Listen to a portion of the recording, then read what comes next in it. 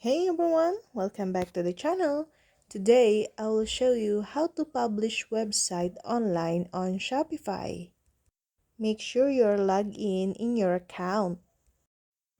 In this page, go to the bottom and click select a plan.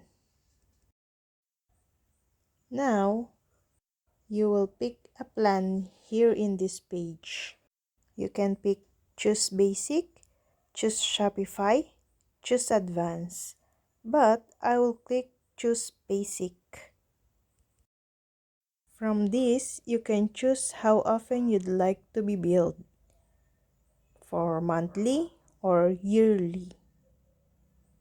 And then you can choose business address or payment method. After you choose here, click confirm billing cycle. And that's it. Your Shopify will publish. For more videos, subscribe to our YouTube channel. Thank you for watching. See you again!